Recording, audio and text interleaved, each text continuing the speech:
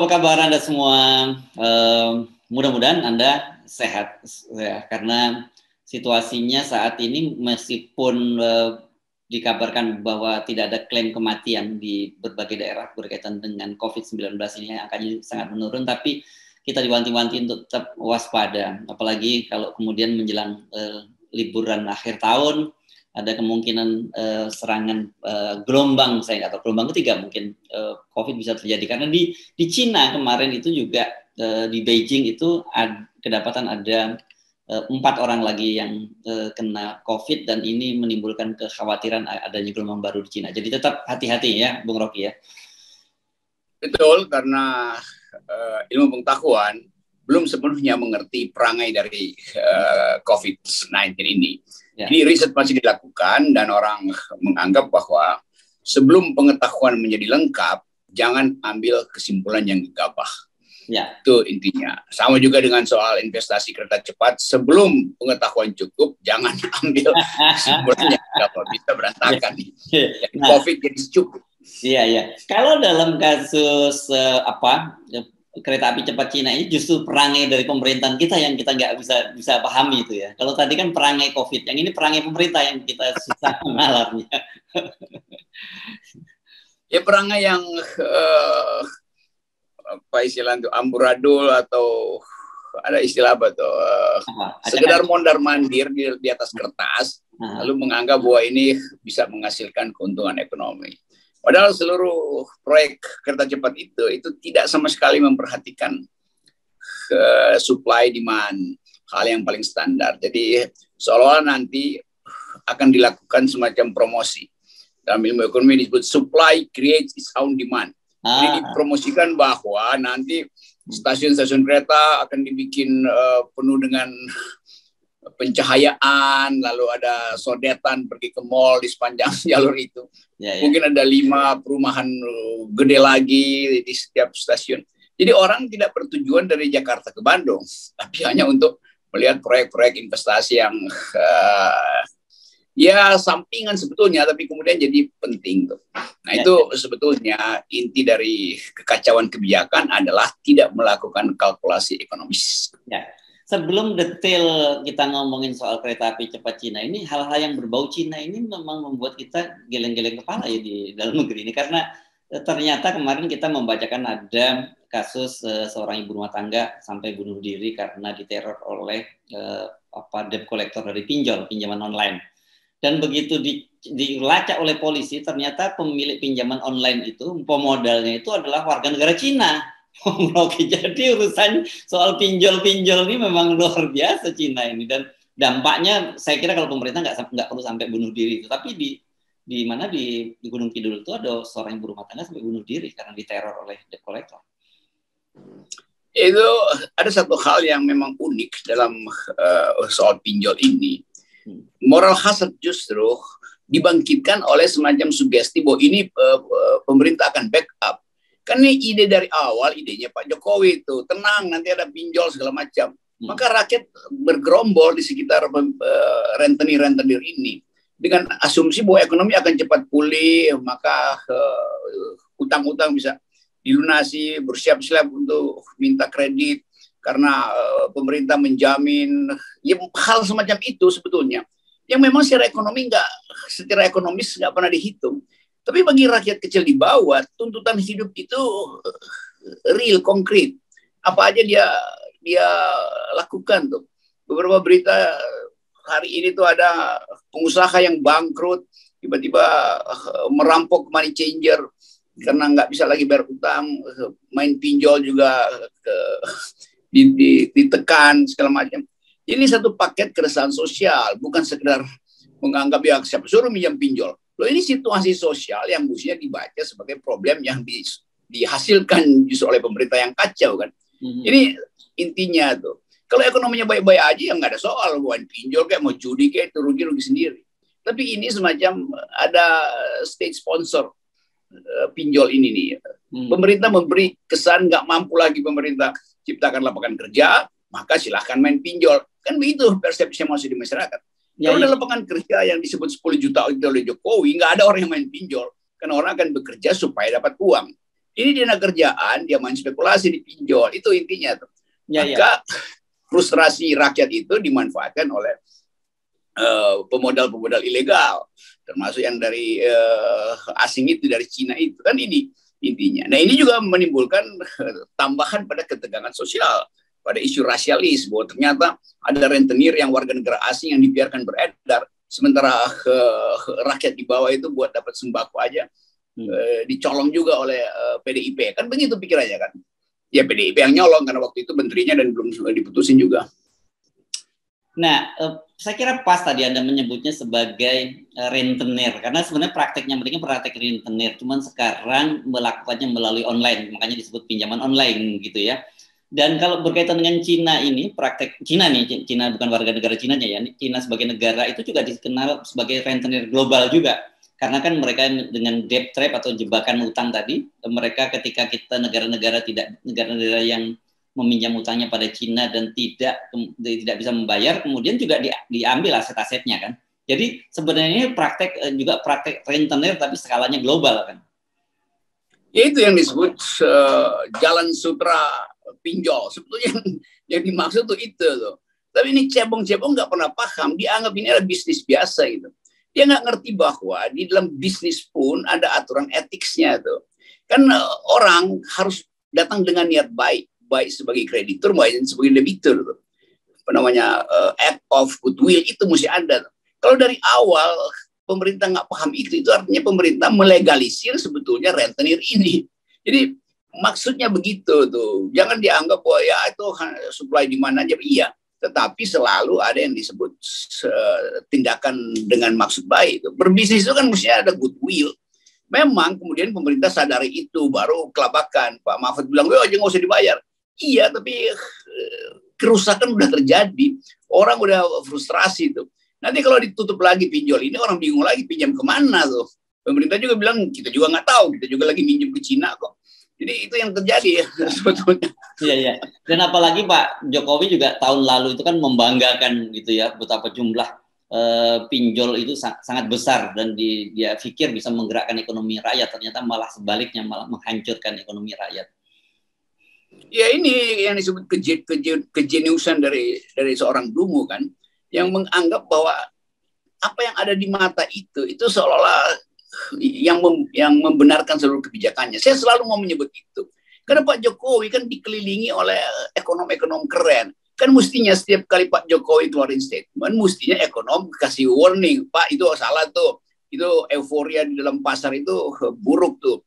Dan baca Pak riset-riset yang dibuat oleh Nobel Ekonomi, bagaimana market itu dihancurkan oleh state regulation tuh. Kan bisa dibikin kertas-kertas kecil disodorin ke kantongnya Pak Jokowi, sehingga setiap kali ada problem dia keluarin satu kertas kecil. Oh ya, prinsipnya begini, hati-hati ya ini, karena ini semacam apa namanya itu, kegembiraan sesaat itu nggak ada, karena memang Jokowi ingin dia berhasil di bidang itu tuh, sehingga dia buta huruf lagi terhadap kalkulasi rational expectation di dalam permainan ekonomi kan. Ini intinya. Jadi sekali lagi, seringkali forum SPNN mau menerangkan, pemimpin itu harus paham konsep, bukan sekedar lihat mata telanjang lalu ini bagus, ini enggak. Di belakang setiap peristiwa ekonomi ada konsep yang mesti dia pahami. Dia paham. Ya, itu peribahasanya menyebutnya tiba masa tiba akal gitu ya. Jadi nah, ya betul itu. Ini dia cuman dia tiba masa S1 tuh, tapi kalau S-nya 2 dia lebih penting masa S2 daripada akal.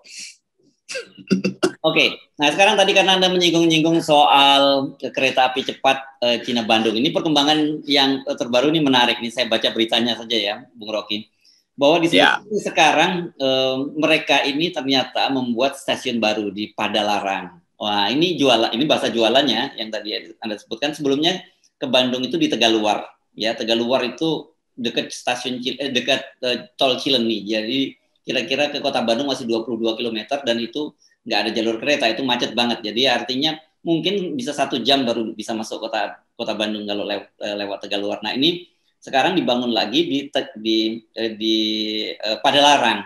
Nah katanya ini jualannya ini karena nanti akan ada kereta-kereta feeder yang bisa berhenti di stasiun Cimahi dan kemudian stasiun Bandung, waktu tempuhnya 18 menit. Jadi artinya sudah nambah lagi waktu 18 menit tuh dari 46 menit sebelumnya, udah 1 jam lebih. Nah, yang menarik ternyata katanya kereta-kereta feeder ini akan disediakan pada jam sibuk 20 menit, setiap 20 menit, sementara kalau jam biasa 30 menit. Jadi artinya kalau kita tiba pada waktu di tempat dan kemudian keretanya sudah jalan, masih ada tambahan waktu 30 menit lagi. Jadi dari sini saja kita sudah mulai nggak paham ini dengan konsep kereta cepat, apa yang dimaksud dengan cepat tadi itu. Iya, kereta cepat itu sih bagus. Cuman yang desain itu otaknya lambat. Kan ini masalahnya kan di situ. Kan namanya kereta cepat point to point itu. Itu intinya kereta cepat dari titik ke titik. Ini ada banyak titik. bagaimana mau cepat kalau ada banyak titik kan? Ini ngaconya di situ tuh. Tapi kita udah tahu bahwa nanti akan dibantah. Tapi kan ini maksudnya untuk menggerakkan koperasi angkutan di Bandung supaya mereka bergerombol di stasiun kereta pada larang nanti diangkut. Ya itu artinya bukan menghasilkan kecepatan, tapi memperlambat justru karena nanti orang bergerombol lagi di situ nyari angkutan. Jadi nggak ada di kepalanya tuh nggak ada ide apa yang disebut point to point, atau dia nggak mengerti sebetulnya apa yang disebut point karena dia selalu pointless. Atau coin to coin yang terjadi. Ya kalau coin to coin doi ngerti itu. Jadi apapun ini kelihatannya penjelasan apapun dari pemerintah maupun dari kontraktor kereta api cepat ini semakin membuat rakyat bingung gitu. Karena tadi itu wajar kalau kemudian kita memang nggak memahami cara berpikir dari pemerintah ini. Sebenarnya bukan pemerintah. Saya tahu problem ini. Jadi dispute antara departemen tuh. Itu ya. Perhubungan juga berselisih dari awal, Menteri Yonan, Bappenas juga sebetulnya kasih poin yang ya nggak masuk akal tuh. Tapi ini memang keinginan utama dari Pak Jokowi. Jadi ini semua ada keinginan salah satu orang tuh. Yang masalah ekonomi kabinet itu nggak mampu untuk bantah. Karena mereka juga berharap dapat tetesan dari trickle down proyek-proyek kecil itu kan. Padahal secara ekonomi semua orang yang pakai otak di kabinet tahu bahwa ini akan gagal, sama seperti orang tahu bahwa ibu kota itu juga akan gagal karena gimana pindahin ibu kota dan semua orang mau pindah ke situ, siapa yang mau pindah ke situ? Jadi kelihatannya memang ini cuman betul-betul mercusuar dari Presiden Jokowi. Nanti dia akan diingat bahwa pernah membuat kereta cepat, pernah memindahkan ibu kota tuh. Padahal yang mesti dipindahkan adalah cara berpikir dia. Yang mesti dipercepat adalah cara berpikir beliau tuh. Itu intinya. Jadi nggak ada semacam desain di kepala. Tapi udahlah, Pak Jokowi tentu politisi yang ingin diingat, punya legacy. Dan itu buruknya kalau kabinet tidak kuat untuk bernegosiasi dengan keinginan kalap dari presiden. Presiden lagi kalap, tapi pembantunya juga tutup mata. Jadi satu rejim ini betul-betul buruk gitu. Ya. Nah, kita lanjutkan lagi biar tambah pusing. Ini karena tadi ada menyinggung soal ibu kota baru. Ini ternyata pemerintah ini meskipun orang semua bilang bahwa ini proyek nggak pantas dilanjutkan sama dengan kereta api cepat, pemerintah tetap ngotot terus dilanjutkan. Dan bahkan keseriusan pemerintah itu ditunjukkan sudah mengajukan RUU atau rancangan undang-undang ibu kota baru. Nah, salah satunya itu disebutkan bahwa nanti ibu kota baru ini bukan dipimpin oleh gubernur, itu dipimpin oleh kepala otorita. Ini jabatannya di dalam RUU yang baru itu di 5 tahun itu kepala otorita dan wakil kepala otoritanya itu akan ditunjuk oleh presiden. Nah, makanya kemarin saya lupa siapa yang sempat mengusulkan sebaiknya ditunjuk saja sebagai kepala otorita Ahok dan wakilnya Grace Natali. Itu ada yang menyebutnya begitu waktu itu. Jadi ibu kota dipimpin oleh kepala otorita itu. Iya. Kita nggak tahu nih, mungkin ada di dalam sejarah dunia hal yang semacam itu tuh. Tetapi intinya adalah itu kalau kepala otoritanya adalah pebisnis, itu artinya seluruh ibu kota baru akan dijadikan juga sebagai objek bisnis saja. Padahal idenya memindahkan pemerintahan, bukan memindahkan bisnis. Pemerintahan buat apa ada kepala otorita? Kan konsep kepala otorita itu untuk bikin efisien lalu lintas bisnis. Di mana-mana yang disebut otorita begitu. Tapi kita tetap menduga betul-betul lumpuh akal sehat kabinet ini. Coba kita bayangkan misalnya Bappenas. Pasti Bappenas punya kajian yang lebih detail dari sekedar duit 4.000 triliun. Pasti orang seperti Sri Mulyani tahu bahwa di belakang ini ada tukar tambah menjual aset ke ibu kota lama di Jakarta untuk kepentingan bisnis. Jadi keadaan kita sebetulnya secara logika kita ngerti bahwa ini semua nggak masuk akal.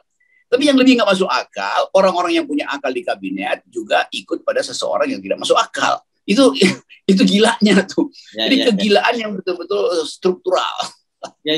Saya sih nggak, ya kita nggak bingung, kita anggap kita justru enak itu karena makin kacau makin bagus, makin bingung kita makin enak.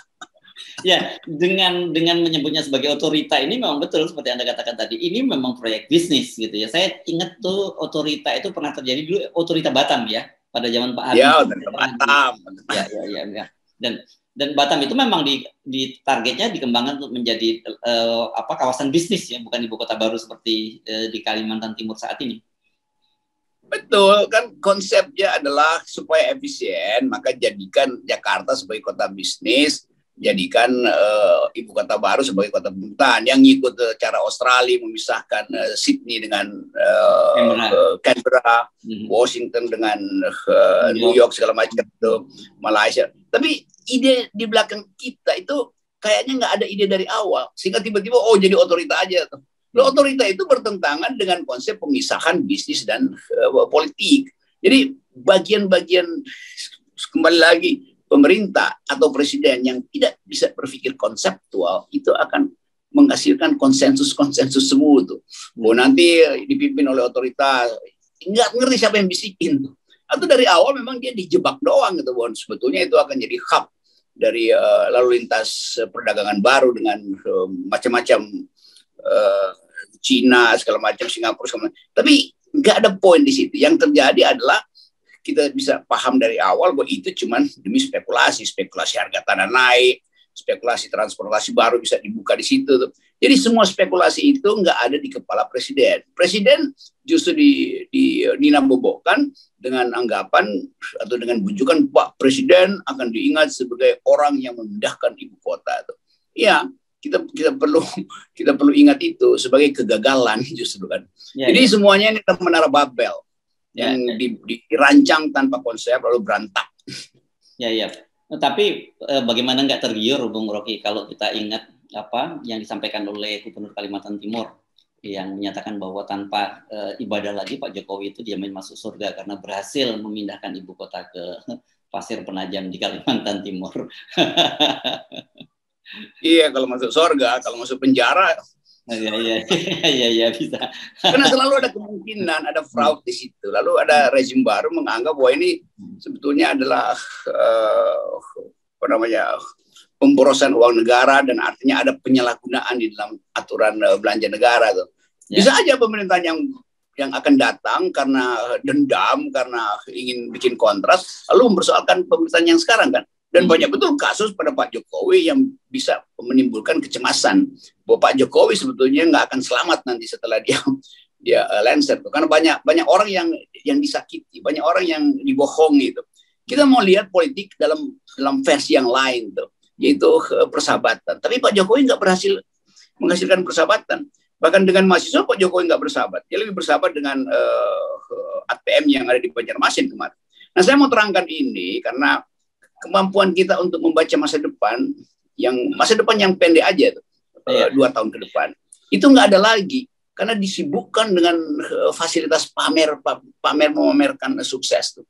Bahkan PDIP yang udah nggak bisa berhenti selain memuji Jokowi itu kacaunya di situ tuh. Padahal mereka juga tahu bahwa ini negara lagi nyungsep. Tapi karena berebut konstituen demi ambisi jangka pendek, maka visi berbangsa itu ditinggalkan oleh justru partai yang menganut paham nasionalisme. Ya, oke. Baik, terima kasih Bung Rocky. Jangan kita tambahin lagi, ini karena hari Ahad, hari libur, jadi persoalan bangsa ini memang selalu berat gitu. Biarkan Pak Jokowi saja yang memikirkannya. Kita hanya menonton saja. Iya, betul. Dan yang berat di istana ada berkah bagi oposisi itu. Ini semakin gampang tenggelam kan, kalau bebannya makin berat ya makin gampang tenggelam. Begitu sih, senang-senang aja itu ya. Santai di hari libur. Yes, terima kasih. Ya.